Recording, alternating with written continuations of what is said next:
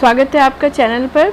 और आज लाई हूँ मैं मुद्रा के और बैंकिंग के यानी मनी और बैंकिंग के एमसीक्यूज़ हिंदी में, पर इंग्लिश में मैं बोलती रहूँगी और इसके बाद इंग्लिश का भी वीडियो आएगा ताकि सभी को समान बेनिफिट मिल सके। और जिन्होंने चैनल सब्सक्राइब नहीं किया प्लीज़ सब्सक्राइब करें और सभी लाइक करें अगर आपको काम अच्छा लग रहा है, अगर आपको समझ में आ रहा है, ठीक है, आपको मदद मिल रही है तो, और शेयर करें ताकि बाकी लोगों को भी बेनिफिट मिल सके। चलिए अब ये एमसीक्यूज़ हम लगा लेते हैं, ठीक है। कंसंट्रेशन से सुनिएगा और अगर कॉपी में आप लिखते रहें तो स्टोर हो जाएंगे आपके एमसीक्यूज़, वो भी आपके लिए एक अच्छा ऑप्शन रहेगा। चलिए फिर मुद्रा जो है ना, मुद्रा जो है वो के अंतर्गत क्या सम्मिलित किया जाता है? धातु मुद्रा, पत्र मुद्रा, साख मुद्रा, ये सभी। देखिए ये सब मुद्रा का ही रूप है, धातु मुद्रा, पत्र मुद्रा, साख मुद्रा, तो डी ऑप्शन सही है। सारे मुद्रा के रूप में। ये अलग बात है कि मुद्रा को ना हम कैटेगराइज करते हैं, M1 आपने पढ़ाई होगा, M2, M3, तो जो M4 है, ठीक है, इस तरह से कैटेगराइज कर दी जाती है मुद्रा। M1 जो सबसे लिक्विड फॉर्म होती है और M4 जो है सबसे सघन मुद्रा होती है, मतलब कि इतनी लिक्विडिटी नहीं होती, उसको टाइम लगता है। अगर आपको कोई चीज़ में ट्रांजैक्शन में यूज़ करा है तो उसे कन्वर्ट करने में टाइम लगता है, पर ये सारे हैं मुद्रा के ही रूप, ठीक है। M1, M2, M3, M4 यानी कि सारी की सारी ये मुद्रा ही है, चाहे साख मुद्रा हो, क्योंकि विनिमय का माध्यम तो ये भी है। ये अलग बात है कि कभी कभी ट्रांजैक्शन में यूज़ होती हैं, ठीक है। इसके बाद नेक्स्ट क्वेश्चन है आर्थिक क्रियाओं में मुद्रा का महत्व। कौन सी आर्थिक क्रियाओं में मुद्रा का बहुत महत्व है? कौन सी ऐसी क्रियाएं हैं, ठीक है, आर्थिक क्रियाएं कौन सी? उत्पादन में इसका महत्व है या उपभोग में या राजस्व में या सभी में? देखिए सभी में। उत्पादन के लिए भी आपको मुद्रा की आवश्यकता पड़ती है, उपभोग में भी पड़ती है और राजस्व के समय भी पड़ती है, तो option D is the correct answer. Now the question number 17, अर्थव्यवस्था जिसमें मुद्रा के प्रचलन को समाप्त करने का प्रयास किया गया है। तो आपको पता है कि अर्थव्यवस्था के जो हमारे इकोनॉमिक फॉर्म्स हैं वो पूंजीवाद, समाजवाद, मिश्रित अर्थव्यवस्था, इससे पहले मोनार्की भी थी यानी राज व्यवस्था जिसे कहते हैं, राजा होता था और उसी के जो मतलब आगे आने वाले वंशज थे वही गद्दी पर बैठते थे। तो ये सब इकोनॉमिक फॉर्म से किस तरह से अर्थव्यवस्था चलाई जाती है। तो इसमें जो समाजवादी अर्थव्यवस्था है इसमें मुद्रा के प्रचलन को ख़त्म करने का प्रयास किया गया, क्योंकि समाजवादियों का ये मानना है कि जो राष्ट्र है वो सर्वोपरि है और जहाँ राष्ट्र का ऑर्डर हो जाए वहाँ पर जो है वही काम किया जाएगा, ठीक है, चाहे मतलब उस पर फिर उसके आगे किसी की बात नहीं सुनी जा सकती। ये समाजवाद है। मिश्र अर्थव्यवस्था में दोनों को महत्व दिया जाता है, ठीक है। तो मुद्रा के प्रचलन को समाप्त करने की समाजवाद में प्रयास किया गया था। आई होप क्लियर हो गया होगा। चलिए फिर आगे और क्वेश्चन लगाते हैं। हाँ जी, मुद्रा की कीमत प्रक्रिया के आधार पर किस प्रकार की आर्थिक प्रणाली को अधिक प्रभावशाली माना गया है? देखिए कीमत प्रक्रिया यानी कि जो प्राइस मैकेनिज्म जिसे इंग्लिश में हम बोलते हैं, उसके थ्रू मतलब कीमत जो है उसके अकॉर्डिंग डिमांड आती है और फिर अपने आप ही मांग और पूर्ति की शक्तियों से प्राइस डिसाइड होता है। तो ये किस अर्थव्यवस्था में होता है? पूंजीवादी अर्थव्यवस्था। जो जहाँ पर भी पैसे को बहुत महत्व दिया जाता है, पूंजीवादी अर्थव्यवस्था। जहाँ समाज को अत्यधिक महत्व दिया जाता है और राष्ट्र सब कुछ है, वहाँ समाजवादी है। और जो मिश्रित अर्थव्यवस्था, इसमें दोनों में बैलेंस बनाया जाता है। तो पहला वाला option A is the correct answer. स्थिरता के विकास के साथ विकास के उद्देश्य, स्थिरता भी हो, स्टेबिलिटी भी हो और साथ में डेवलपमेंट भी हो, ऐसे उद्देश्य से मुद्रा का उपयोग किस प्रकार की आर्थिक प्रणाली में की विशेषता है? भाई स्थिरता भी चाहिए, विकास भी चाहिए, तो मिश्रित अर्थव्यवस्था इसका सबसे श्रेष्ठ उदाहरण है। क्योंकि जो पूंजीवादी है उसका मतलब है विकास करने से, समाजवादी स्थिरता को चाहता है, स्टेबिलिटी को, दोनों का बैलेंस जो है मिश्रित अर्थव्यवस्था में है, ठीक है। आई होप क्लियर हो रहा होगा। और निम्न में से मुद्रा का दोष नहीं है किस बात? अब आप कहें मुद्रा का कोई दोष नहीं है किसमें? आर्थिक जीवन में अनिश्चितता, धन के संरक्षण में विश्वासघात, भविष्य व ये वर्तमान और भविष्य के मध्य एक कड़ी है, तो अति उत्पादन। तो देखिए मुद्रा के बेनिफिट हैं तो उसके दोष भी हैं, ठीक है। दोष नहीं है तो वो क्या है कि वर्तमान और भविष्य के मध्य कड़ी का काम करती है, तो ये तो उसका गुण है, ये कोई दोष तो है नहीं। तो option C is the correct. बाकी सब मुद्रा के दोष है। मुद्रा आपके अति प्रभाव जिसे कहते हैं सर पे सवार हो जाएगी, तो ये सब होने लग जाएगा। ठीक है, आई होप क्लियरिटी हो रही होगी। चलिए फिर आगे क्वेश्चन और लगा लेते हैं। भारत में पत्र मुद्रा निर्गमन का कार्य किया जाता है। पत्र मुद्रा जो आपकी ये जो नोट करेंसी है, इसका निर्गमन का कार्य किया जाता है स्थिरता अधिकतम विश्वासित पद्धति द्वारा, न्यूनतम निधि द्वारा, अनुपातिक निधि द्वारा। कौन सा ऑप्शन करेक्ट है? तो न्यूनतम निधि द्वारा। न्यूनतम निधि द्वारा अगर आप पत्र मुद्रा निकाल रहे हैं, आरबीआई निकाल रही है, तो न्यूनतम उसके लिए आपको मतलब सोना या इस तरह की कोई चीज़ उसके फेवर में रखनी पड़ती है। तो B option is the correct answer. मुद्रा की मात्रा वृद्धि 22 क्वेश्चन। मुद्रा की मात्रा में अगर वृद्धि कर दें तो क्या होता है? मुद्रा का मूल्य क्या हो जाता है? देखिए, अगर मुद्रा की मात्रा बढ़ जाए तो मुद्रा का मूल्य कम हो जाता है। ये मैं ऐसे बता रही हूँ, जैसे एक होता है वैल्यू ऑफ मनी और मुद्रा की मात्रा क्वांटिटी ऑफ मनी। अगर मुद्रा का बहुत प्रसार हो जाए, ठीक है, तो जो मुद्रा की वैल्यू है ना, ठीक है, वैल्यू ऑफ मनी जो है वो कम हो जाएगी।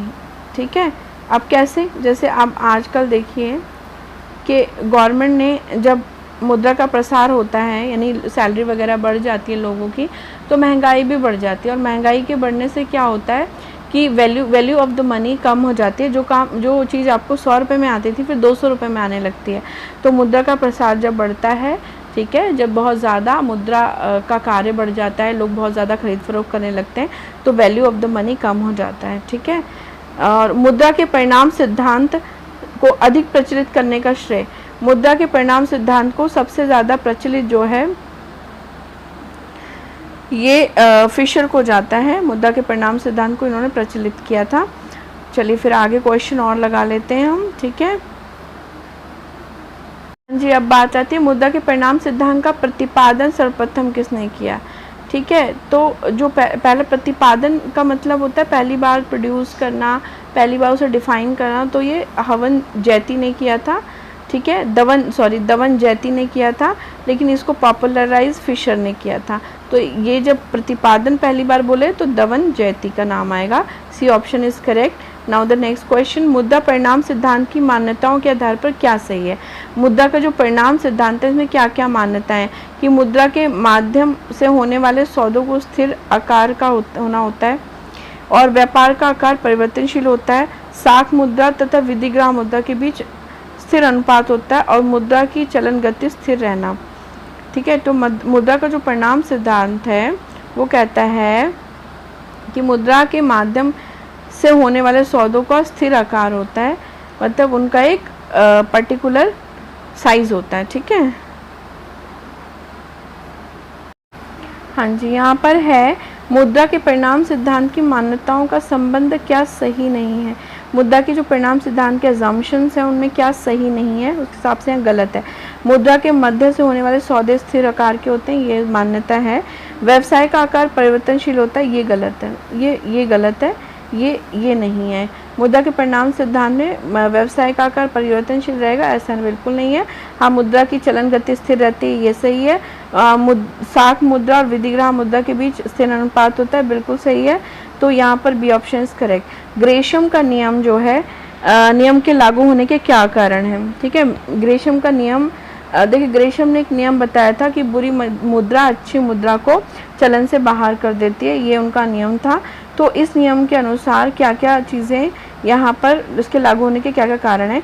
सिक्कों का गलाना, अच्छी मुद्रा का संग्रह और अच्छे सिक्कों का निर्यात, तो ये सभी इनके नियम के पार्ट हैं, ये सारे। तो ग्रेशम का जो नियम है उसके ये तीनों ही पार्ट हैं, तो the D option is correct. चलिए फिर आगे क्वेश्चन और लगाते हैं। आई होप, हाँ जी, फिर है निम्न में से कौन सा कारण ग्रेशम का नियम लागू होने का कारण नहीं है? इस बार नहीं पूछा है। मुद्रा का संचय करना, सिक्कों का गलाना, नए सिक्कों का चलन। तो देखिए सिक्कों का गलना, संचय करना, चलन होना, ये सब कारण है। उपरोक्त में से कोई नहीं, मतलब कि यही गलत है, बाकी सारे ऑप्शन ठीक हैं। चलिए फिर आगे क्वेश्चन लगाते हैं। हाँ जी, अब क्वेश्चन नंबर 28, मुद्रा मूल्य कि फिशर के समीकरण में परिवर्तनीय तत्व क्या है। मुद्रा मूल्य, जो मुद्रा की वैल्यू में कमी आती है, जब मुद्रा की मात्रा बढ़ती है तो वैल्यूएशन ऑफ द मनी कम हो जाती है। इसके अकॉर्डिंग फिशर ने जो समीकरण दिया है, इसमें जो आपका परिवर्तनशील तत्व है, जो परिवर्तन लाता है, वो कौन है। सेवाएं, वस्तुएं और सेवाएं, चलन गति, मुद्रा या व्यापार चक्र। तो जो परिवर्तन लाता है मुद्रा के मूल्य में वो स्वयं मुद्रा ही है। ठीक है, यही परिवर्तन होती है तो मुद्रा का मूल्य फर्क पड़ता है। अगर इसका प्रवाह बढ़ जाता है, काफ़ी मुद्रा मार्केट में आ जाती है तो वैल्यू ऑफ द मनी कम हो जाती है, और अगर कम हो जाता है ये मार्केट में तो वैल्यू ऑफ द मनी बढ़ जाती है। ठीक है, तो ये परिवर्तनशील तत्व है, इसकी वजह से चेंजेस आते हैं। ना मुद्रास्फीति का सबसे बुरा प्रभाव तो देखिए निर्धन वर्ग पर पड़ता है, क्योंकि चीज़ें महंगी हो जाती हैं और वो खरीद नहीं पाते हैं। इसके बाद मुद्रास्फीति वह स्थिति है, मुद्रास्फीति किसे कहते हैं, इन्फ्लेशन जिसे बोलते हैं। तो मुद्रास्फीति चलन में मुद्रा की मात्रा अधिक हो जाए, वस्तु व सेवाओं के मूल्य में वृद्धि हो जाए।